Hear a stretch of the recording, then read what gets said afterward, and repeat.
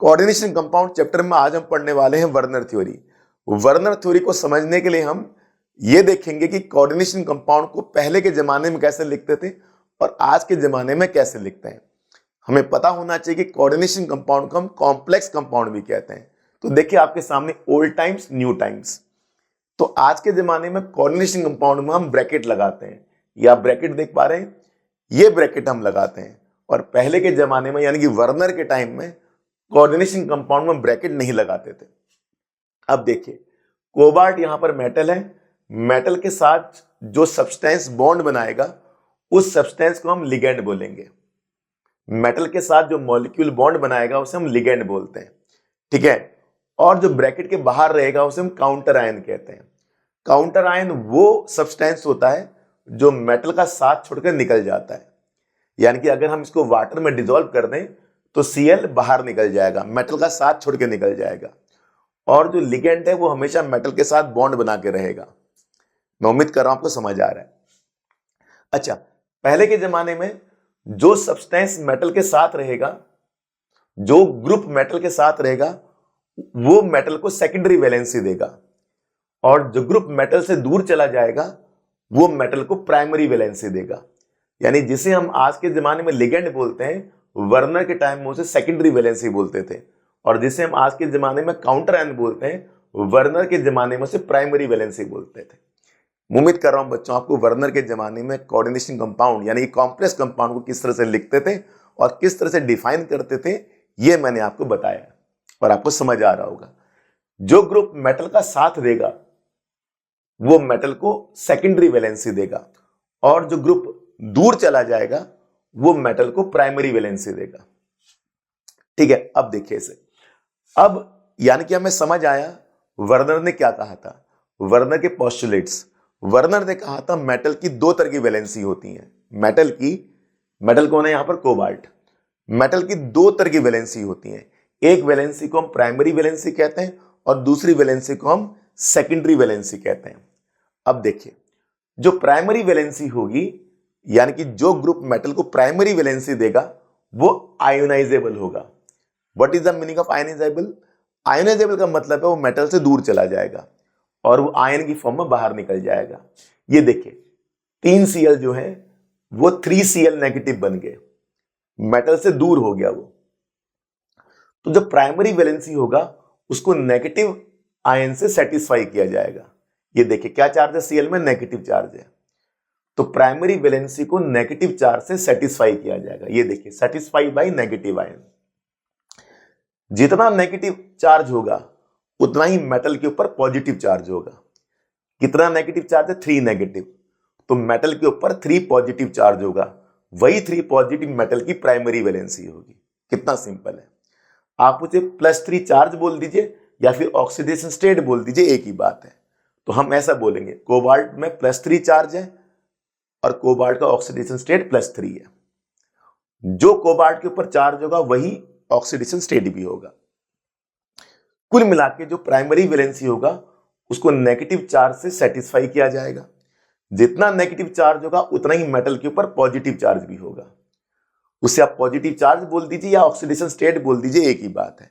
तो primary valency के बारे में हमें 3 बातें पता लग गई कि मेटल की 2 तरह की वैलेंसी होती है, प्राइमरी वैलेंसी, सेकेंडरी वैलेंसी।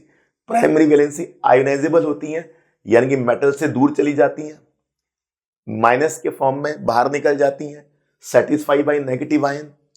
फिर हमने पढ़ा कि जितना नेगेटिव चार्ज होगा उतना ही मेटल के ऊपर पॉजिटिव चार्ज होगा।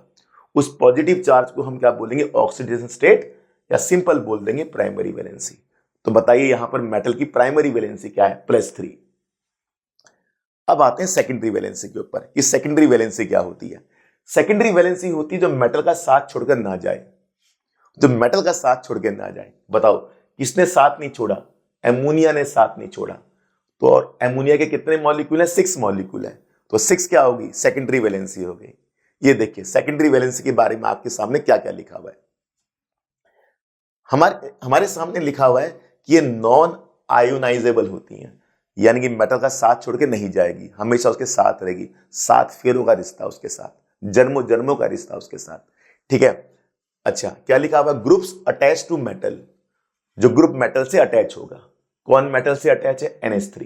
ये देखिए कौन ग्रुप मेटल से अटैच है? NH3, मेटल कोबाल्ट और NH3 ग्रुप है जो मेटल से अटैच है। कितने NH3 के मॉलिक्यूल है? 6। इसी 6 को हम कोऑर्डिनेशन नंबर भी कहते हैं, लिखा हुआ ब्रैकेट में, groups attach to metal is equal to coordination number. अब बताइए कोबाल्ट का कोऑर्डिनेशन नंबर कितना? 6 है। तो जो ग्रुप मेटल से अटैच होगा उसको हम सेकेंडरी वैलेंसी बोलते हैं, ठीक है बच्चों, और उसी को कोऑर्डिनेशन नंबर भी बोलते हैं। अच्छा, ये जो ग्रुप होगा जो मेटल से अटैच होगा, ये सेटिस्फाई होगा न्यूट्रल मॉलिक्यूल या फिर नेगेटिव आयन से। न्यूट्रल मॉलिक्यूल का एग्जांपल है NH3 और नेगेटिव आयन का एग्जांपल है Cl-। सिंपल बात है। तो यहां पर जो CO के साथ ग्रुप अटैच है वो न्यूट्रल मॉलिक्यूल है। कोई दूसरा एग्जांपल भी हो सकता है जहां पर Cl होगा, तो Cl के ऊपर नेगेटिव चार्ज होता है, क्योंकि नेगेटिव चार्ज होता है तो ऑफकोर्स वहां पर सेकेंडरी वैलेंसी को नेगेटिव चार्ज से सेटिस्फाई किया जाएगा। तो कुल मिलाकर मैं ये समझ आया है कि जो ग्रुप मेटल से अटैच होगा या तो वो न्यूट्रल होगा, उस पर कोई चार्ज नहीं होगा, या फिर नेगेटिव चार्ज होगा। तो दो तरह के मॉलिक्यूल मेटल की सेकेंडरी वैलेंसी को सेटिस्फाई करते हैं, न्यूट्रल मॉलिक्यूल और नेगेटिव आयन। इस तरह से बच्चों सेकेंडरी वैलेंसी के बारे में हमने 3 पॉइंट पढ़ लिए। पहला पॉइंट क्या है? वो ग्रुप जो मेटल से अटैच होंगे वो सेकेंडरी वैलेंसी देंगे मेटल को। दूसरा, वो ग्रुप जो होंगे जो मेटल से अटैच होंगे या तो उन ग्रुप पर कोई चार्ज नहीं होगा यानी वो न्यूट्रल होंगे, या फिर उन पर नेगेटिव चार्ज होगा। और तीसरा पॉइंट, नॉन आयोनाइजेबल होंगे, हमेशा मेटल के साथ रहेंगे, मेटल का साथ छोड़ के नहीं जाएंगे। इस तरह से बच्चों हमने पढ़ा वर्नर के इंपॉर्टेंट पोस्टुलेट के बारे में यहां पर, कि मेटल की दो तरह की valency, primary valency, secondary valency, और ये आपके सामने पॉइंट है। अब इसके बाद एक इंपॉर्टेंट पॉइंट है थर्ड। यह पॉइंट क्या कहता है कि जो कॉम्प्लेक्स की जो शेप आएगी, कॉम्प्लेक्स की जो आपने 11th क्लास में शेप पढ़ा होगा, linear shape, trigonal planar shape, tetrahedral shape, trigonal bipyramidal shape, octahedral shape. तो यहां पर वर्नर ने एक टर्म यूज किया, पॉलीहेड्रल। आप पॉलीहेड्रल बोल दो या शेप बोल दो, एक ही बात है। अब बताइए कॉम्प्लेक्स की शेप क्या होगी? कौन देगा कॉम्प्लेक्स को शेप? प्राइमरी वैलेंसी देगा या सेकेंडरी वैलेंसी देगा? अरे प्राइमरी वैलेंसी तो साथ छोड़कर निकल जा रहा है, साथ छोड़ दिया, दगाबाज है, बेवफा है, वो कैसे शेप देगा? शेप तो वो देगा जो मेटल के साथ रहेगा। तो सेकेंडरी वैलेंसी से क्या आएगी? कॉम्प्लेक्स की शेप आ जाएगी, जिसको हम पॉलीहेड्रल भी कह सकते हैं। तो देखिए आपके सामने क्या लिखा है, द लिगेंड सेटिस्फाइंग। अच्छा, आज के जमाने में क्या बोलते हैं? लिगेंड बोलते हैं, पहले के जमाने में सेकेंडरी वैलेंसी बोलते थे।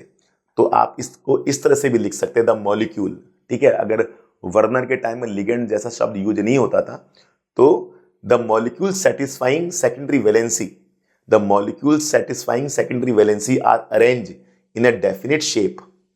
यानी कि जो सेकेंडरी वैलेंसी होगी उसी से मॉलिक्यूल की शेप आएगी, ठीक है। और वो शेप क्या होगी? यहां पर वो शेप क्या होगी बताइए? कितनी सेकेंडरी वैलेंसी है? 6। तो 6 की शेप क्या होती है? ऑक्टाहेड्रल। ऑक्टाहेड्रल शेप होती है। ऑक्टाहेड्रल बनाना आता है आपको? बिल्कुल आता होगा। ये देखिए इस तरह से ऑक्टाहेड्रल शेप बनती है। ये देखिए NH3, इधर NH3, इधर NH3, इधर NH3, इधर NH3 और इधर NH3। ये ऑक्टाहेड्रल शेप होती है। हम जिसको अगर बहुत अच्छे से दिखाएं तो इस तरह से बनती है ऑक्टाहेड्रल शेप, ठीक है बच्चों। 1 2 3 4 5 6 आप देख पा रहे होंगे बोर्ड में। तो बताइए मॉलिक्यूल की शेप कैसे आएगी? कॉम्प्लेक्स की शेप कैसे आएगी? कॉम्प्लेक्स की जो शेप आएगी, तो पूरे मॉलिक्यूल की जो शेप आएगी, यानी कि CONH3 की जो शेप आएगी, वो शेप किस पर डिपेंड करेगी? जो मेटल का साथ रहेगा। कौन साथ रहेगा? Secondary valency. उसी सेकेंडरी वैलेंसी से शेप आएगी। अगर यहां पर सेकेंडरी वैलेंसी 6 है तो शेप का नाम क्या होगा? ऑक्टाहेड्रल। शेप बोल दो या पॉलीहेड्रल बोल दो, एक ही बात है। तो सेकेंडरी वैलेंसी ही कॉम्प्लेक्स कंपाउंड की शेप के लिए जिम्मेदार है। ये आपका थर्ड पॉइंट हो गया। ये है बच्चों वर्नर के इंपॉर्टेंट पॉइंट्स। मैं उम्मीद कर रहा हूं आपको अच्छे से समझ आ रहे होंगे। अब एक इंपॉर्टेंट क्वेश्चन है वर्नर के ऊपर, ठीक है। एनसीईआरटी का इन टेक्स्ट क्वेश्चन है आपके सामने। और इस क्वेश्चन में हमें क्या पूछा गया? इस क्वेश्चन में हमसे पूछा गया है ये सारे जो हमारे सामने कॉम्प्लेक्स कंपाउंड है, इनमें हमें सेकेंडरी वैलेंसी पूछी गई है। तो कैसे निकालेंगे सेकेंडरी वैलेंसी? सिंपल सी बात है, हम ये देखेंगे कौन नॉन आयोनाइजेबल है। जो नॉन आयोनाइजेबल होगा उसी से सेकेंडरी वैलेंसी आएगी।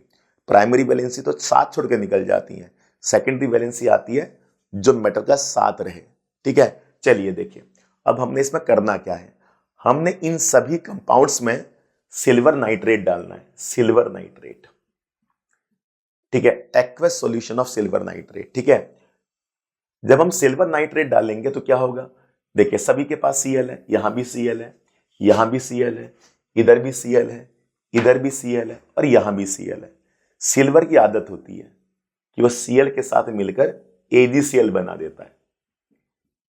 ठीक है, यानी कि सिल्वर नाइट्रेट का सिल्वर और इन सभी कंपाउंड का Cl, सिल्वर नाइट्रेट का Ag और इन सभी कंपाउंड का Cl मिलकर AgCl बन जाएगा।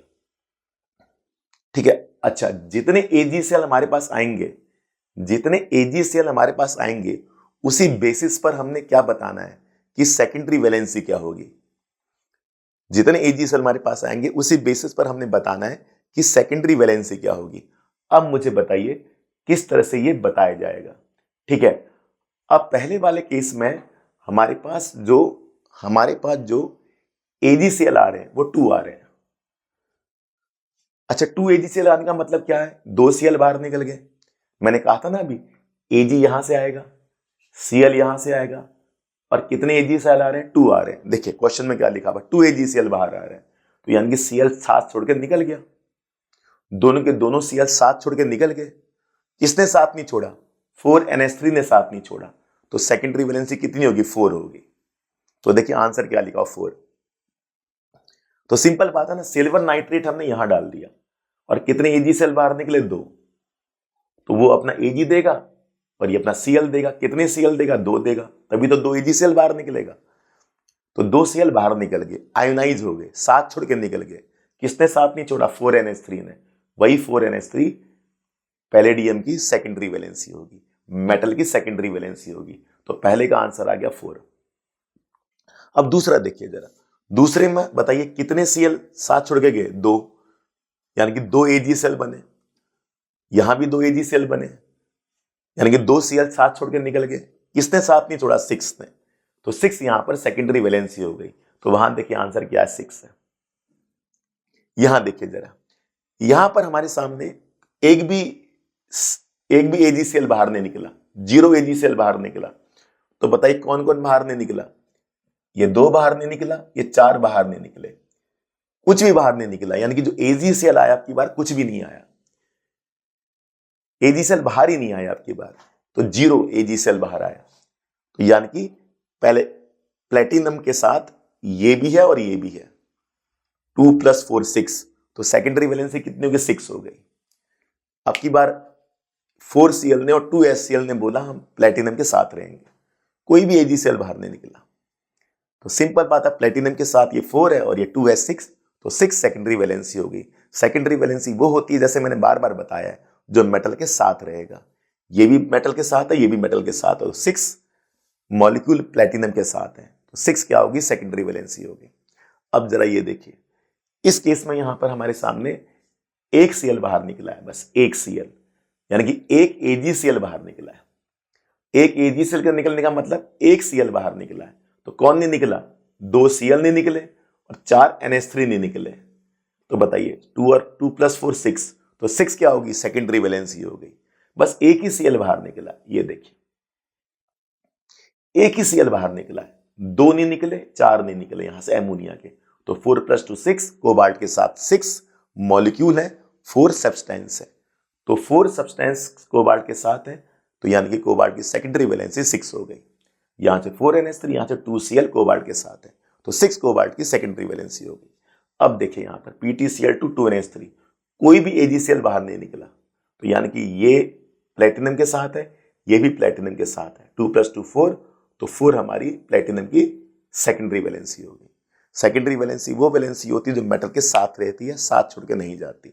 और ब्रैकेट में जितने भी लिखे हुए हैं वो साथ छोड़कर जा रहे हैं, सिंपल। तो यहां पर सेकेंडरी वैलेंसी आ गई। इंपॉर्टेंट क्वेश्चन पूछा जाता है वर्नर थ्योरी के ऊपर, उम्मीद कर रहा हूं आपको समझ आ रहा होगा। अब एक और टॉपिक इसके साथ आता है, कॉम्प्लेक्स कंपाउंड और डबल सॉल्ट में डिफरेंस क्या होता है। What is the difference between complex and double salt, इसको जरा ध्यान से देखिएगा। Complex and double salt, both are formed by the combination of two और मोर स्टेबल कंपाउंड। जब हम दो कंपाउंड को मिला देते हैं तो कॉम्प्लेक्स बन जाता है और डबल सॉल्ट भी बन जाता है। ये देखिए, ये कॉम्प्लेक्स का एग्जांपल है, कॉपर सल्फेट एमोनिया, ये दो कंपाउंड को मिला के बना है। कॉपर सल्फेट एक कंपाउंड, एमोनिया दूसरा कंपाउंड, ये दोनों मिल गए तो कॉम्प्लेक्स बन गया। कॉम्प्लेक्स को कोऑर्डिनेशन कंपाउंड भी कहते हैं, मैंने बार बार बताया। डबल सॉल्ट को देखिए, फेरस सल्फेट एमोनियम सल्फेट, दो कंपाउंड कंबाइन हो गए। दो या दो से ज्यादा कंपाउंड जब कंबाइन हो जाते हैं तो कॉम्प्लेक्स बन जाता है, डबल सॉल्ट भी बन जाता है। ये तो सिमिलरिटी हो गई, समानता हो गई कि दोनों में सिमिलरिटी क्या है। सिमिलरिटी क्या है? कॉम्प्लेक्स कब बनता है? जब हम दो या दो से ज्यादा कंपाउंड को मिला देते हैं। डबल सॉल्ट कब बनता है? वो भी तब बनता है जब दो या दो से ज्यादा कंपाउंड को हम मिला देते हैं, मिक्स कर देते हैं। ठीक है, अब डिफरेंस क्या है, जरा डिफरेंस देखिए। ये डबल सॉल्ट है, इसका नाम है मोहर सॉल्ट, इसको मोहर सॉल्ट कहा जाता है। इसका प्रैक्टिकल आपने लैब में किया होगा मोहर सॉल्ट का। अगर हम मोहर सॉल्ट को पानी में डिसॉल्व कर दें, ये देखिए जो कि डबल सॉल्ट है, ये सारे बाहर निकल जाएंगे एक एक करके। देखिए Fe बन गया Fe2+, SO4 बन गया SO4 2-, SO4 बन गया SO4 2-, और NH4 बन गया NH4+। एक एक करके सारे बाहर निकल जाएंगे आयन की फॉर्म में, सारे अलग हो जाएंगे, सारे अलग, ये अलग, ये अलग, ये अलग।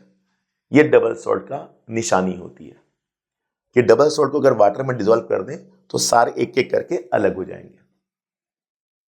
कॉम्प्लेक्स में क्या होता है? कॉम्प्लेक्स में इस कंपाउंड को हम इस तरह से लिखेंगे, कॉपर एमोनिया के साथ बॉन्ड फॉर्म करेगा, SO4 ब्रैकेट से बाहर हो जाएगा। यानी कि जो SO4 है वो हमारे पास क्या होगा? काउंटर आयन होगा। जैसे यहां Cl काउंटर आयन था, ब्रैकेट से जो बाहर होता है उसे काउंटर आयन कहते हैं, या फिर क्या कहते हैं? आयोनाइजेबल पार्ट कहते हैं। तो यहां पर NH3 ने कॉपर के साथ बॉन्ड बना दिया और SO4 ब्रैकेट से बाहर हो गया। अगर हमने इसको वाटर में डिसॉल्व कर दिया, इस कंपाउंड को जिसे कॉम्प्लेक्स बोला गया है, इस कंपाउंड को जिसे कॉम्प्लेक्स बोला गया, अगर हम इसको वाटर में डिसॉल्व कर दें तो क्या होगा?